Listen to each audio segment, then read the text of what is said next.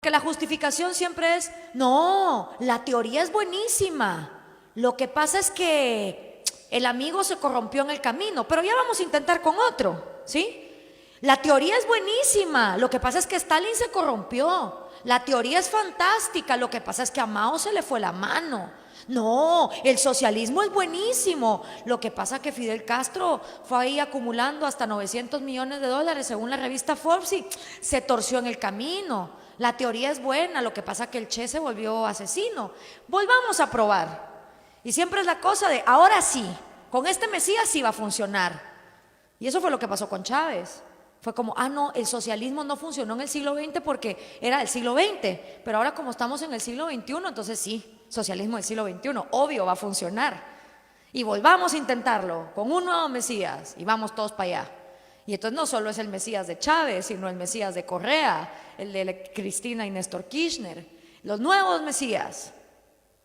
Y siempre vamos como idiotas confiando una y otra vez y le ponemos estas características de superhombre que nos va a venir a salvar y volvemos a confiar. Y desgraciadamente la misma receta son los mismos resultados, lo decía Albert Einstein. Locura es intentar cambios diferentes haciendo lo mismo. Y parecemos tontos, pero es que así es la humanidad. Entonces tenemos de dos, o aprendemos en la carne ajena, o nos toca, como le pasó a mis abuelos que tuvieron que salir chancleteando de Cuba, o al otro que se tuvo que ir de Hungría, a dejar tu país. Porque el problema es que los empresarios de América Latina, que muchos de ellos son empresucios y empresarios, lo que te dicen es, a mí me ha pasado con empresarios venezolanos, no, es que para acabar con el populismo hay que hacer un poquito de populismo, ¿sí? No se puede todo de a golpe y hay que financiar al que vaya arriba en las encuestas.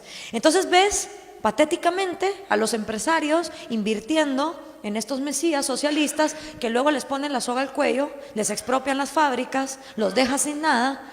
Y aún así hay empresarios hoy por hoy en Venezuela que le siguen pasando plata al chavismo. Y digo yo, ¿para qué? Si es que ya no hay nadie con plata para comprar nada. ¿Qué empresa puede funcionar en un país donde la gente tiene que, de cada 7 días de la semana, pasar 4 haciendo colas para conseguir lo mínimo y vivir en el estado salvaje del trueque? Porque es la única manera de sobrevivir. Ay, no, pero volvámoslo a intentar.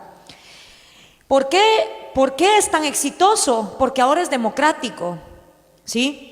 A diferencia del siglo XX, donde eran las guerrillas marxistas inspiradas por el Che, en Guatemala, en El Salvador, en Honduras hubo guerrilla, en Uruguay también. La cuestión era quitar al dictador militar e imponer a base de violencia el socialismo. Y eso funcionaba muy bien porque la Unión Soviética mandaba las Kalashnikov y mandaba el dinero y entrenaba a la gente en Moscú y todo funcionaba perfecto, pero la Unión Soviética se desplomó. ¿Por qué? Por las consecuencias lógicas, ¿no? De que el socialismo y el comunismo no funcionan.